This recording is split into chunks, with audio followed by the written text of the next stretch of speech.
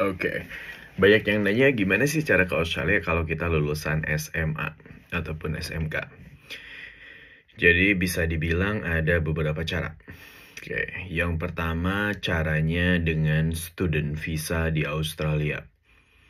Tapi kalau udah lulusan SMA, paling muda itu yang usianya masih di bawah 25 tahunan lah ya. Kalau lulusan SMA. Karena kalau udah di atas 25, 27 ke atas itu udah susah tuh untuk yang lulusan SMA mau lanjut sekolah di Australia. Oke. Jadi caranya ambil student visa ke Australia, which is kamu bakal harus punya di tabungan 400 juta dari manapun entahlah ya. Terserah kamu. Pokoknya ketika mau mengajukan visa, tabunganmu harus ada 50 juta. 400-an juta. Entah kamu mau minjem ke siapa, entah kamu mau gadein apa, entah kamu mau sistem apa, pokoknya pas mau ngajuin visa, tabungan kamu harus ada 400 juta. Untuk sekolah di Australia sendiri, modalnya yang bakal keluar nih ya, itu sekitar 100-200 juta. Nah, berarti sisanya itu kita bisa balikin setelah visa granted. Oke. Jadi contohnya, kamu apply student visa itu total habis 150 juta. Berarti tabunganmu yang 400 juta itu ada sisa 250 juta. Nah, ketika visa studentnya udah granted, maka si 250 juta itu kamu bisa kembalikan ke orang, atau kamu bisa gunakan lagi, atau kamu terserah lah mau diapain gitu. Oke. Gitu, itu student visa. Selama kuliah, boleh bekerja di Australia. Oke, selama kuliah boleh kerja di Australia. Kerjanya itu 24 jam per minggu. Nah, 24 jam per minggu, jadi kalau misalnya gaji 250 ribu rupiah per jam, itu dapat 10 juta. Kalau misalnya gajinya 300 ribu per jam, berarti, kalau 24 jam kali 250 berarti cuma 6 juta. Kalau dapat 300 ribu per jam berarti 7 juta 200. Oke. Beda-beda setiap orang, kadang tergantung perusahaannya juga. Nah, biasanya kalau student itu kerja di perusahaan-perusahaan kecil karena mereka, ya karena bosnya senang bisa. Adalah nanti kalian tahu sendiri kalau udah jadi student. Oke. Tapi gajinya emang gaji pokoknya kecil, tapi nanti kadang banyak ekstranya gitu.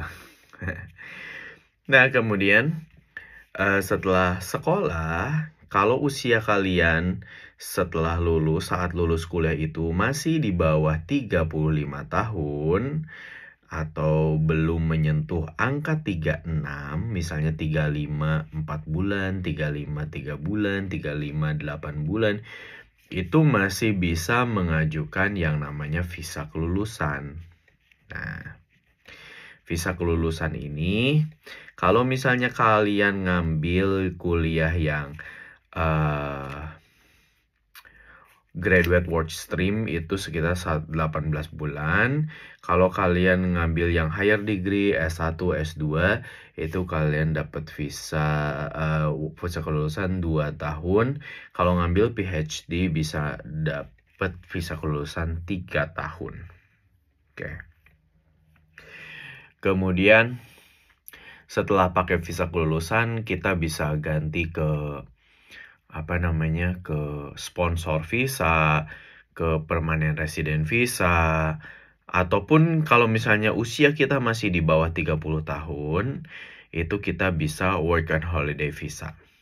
Nah, jadi kalau misalnya usia kita 20 tahun pas lagi apply student visa ya, kita mau kuliahnya di Australia. Jadi enaknya kuliah sambil kerja, dapat duit, bisa nabung, bisa bayar kuliah.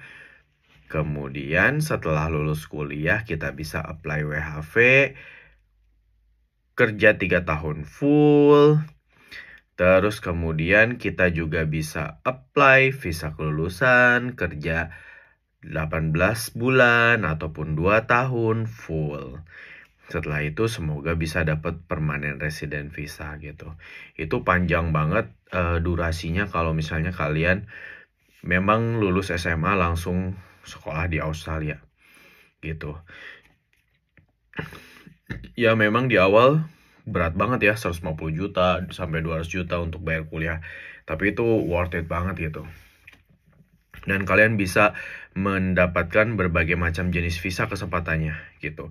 Kalau usianya belum 30 tahun, kalian bisa apply WHV. Kalau kalian usianya masih di bawah 35 tahun, ketika lulus bisa apply visa kelulusan.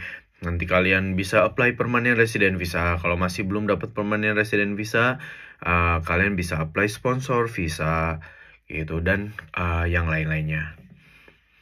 Itu cara pertama, berarti langsung kuliah di Australia. Nah, gimana kalau misalnya kita mau ambil WHV aja yang cara kedua, yaitu Work and Holiday Visa itu. WHV itu adalah Work and Holiday Visa. Dimana ini syaratnya harus kuliah minimal D3 atau S1. Nah, kalau kalian ngambil S1 setidaknya udah selesaiin 4 semester. Jadi pas semester 5 itu kalian udah mulai coba-coba tuh apply WHV. Nah, kuliahnya bisa di negara mana aja gitu. Termasuk tadi kita udah jelasin di awal, boleh dari negara Australia. Jadi kalau misalnya kalian kuliah di sini sambil kerja juga enak, itu bisa apply WHV juga, atau dari negara-negara lain boleh gitu. Pokoknya usia maksimal WHV ini tuh 30 tahun. Nah, kemudian kalian syarat IELTS-nya juga rendah di sini. Syarat IELTS-nya cuma 4,5. Dan kalian ketika mau apply visanya, itu kalian harus ada uang 50-an juta. Ya, taruhlah di situ 55 atau 60 juta. Itu bisa dari mana aja duitnya, terserah. Oke. Nanti pas granted, kembalikan sisa yang kita butuhkan. Nah, jadi awal-awal kita tes bahasa Inggris dulu 3 juta. Oh, awal-awal ya. Berarti kita udah tahu nih syarat besarnya. Berarti abis SMA kita kuliah, terserah mau di negara mana, mungkin di Indonesia ya. Kuliahnya nggak mesti kuliah bagus juga sih, yang penting kampusnya kampus jelas gitu, terakreditasi. Kuliah di Indonesia 2 tahun, nanti semester 5 apply WHV. Berarti tes bahasa Inggris, kemudian tes bahasa Inggris 3 juta, SDU WHV gratis, terus visanya 7 juta, medical check up-nya 1,5 juta. Jadi kurang lebih 12 juta biaya pokoknya untuk sampai dapat visa. Setelah itu visanya granted. Nah, tadi kan kita di tabungan itu harus ada 50 juta. Oke. Berarti 50 jutanya balikin lagi. Nah, si 50 juta ini tuh ditambah 12 juta biaya yang bakal keluar untuk visa ya. Jadi setidaknya kamu di tabungan tuh haruslah bagus banget kalau ada 62 juta di tabungan. Oke. Nah, jadi kalau misalnya udah granted, kita balikin tuh si 50 juta tadi. Nah, nanti ketika udah dapet WHV itu, kalian boleh menunda perjalanan 1 tahun. Jadi nggak mesti langsung ke Australia. Jadi di situ 1 tahun gunakan untuk riset, untuk mempersiapkan segalanya. Terus kamu juga bisa nabung untuk nanti di Australia kayak gimana. Nah, pertama-tama beli tiket. Nyari tiket ke Australia, kamu mau ke kota mana, nyari tiket yang murah, tanggal berapa gitu. Kemudian akomodasi, kamu bisa nanya-nanya dari teman-teman yang ada di Australia, apakah ada kos-kosan segala macam.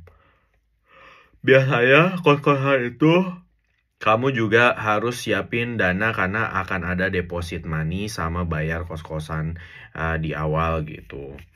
Jadi kisaran kos-kosan mungkin kalian harus siapkan sekitar ya 5-7 juta lah untuk di awal saat kalian datang ke rumah tersebut, karena harus bayar deposit atau apapun, dan itu udah dijelaskan di bagaimana cara kalian nyari kosan gitu. Tinggal cek video yang lainnya, atau kalian nyari aja temen di Australia yang mungkin dia nggak perlu pakai deposit, jadi kamu bisa bawa uang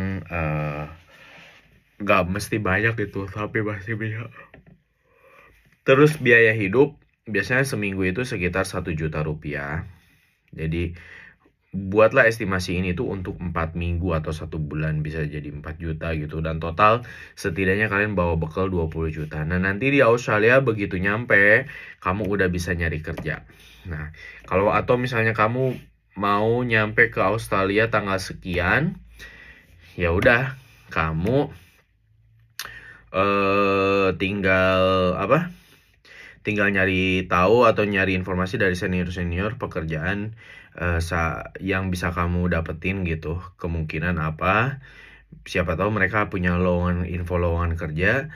Jadi begitu datang kamu udah bisa mulai bekerja. Aduh ngantuk banget ya hari ini. Oke, itu cara kedua. Cara ketiga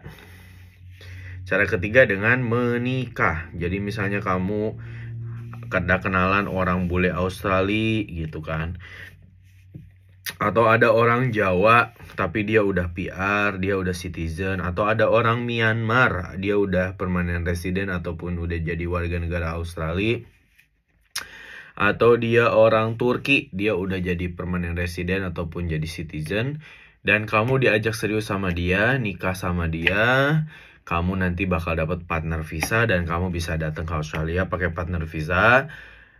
Terus kamu bisa kerja selama pakai partner visa, dan nanti kamu juga bisa dapetin permanent resident.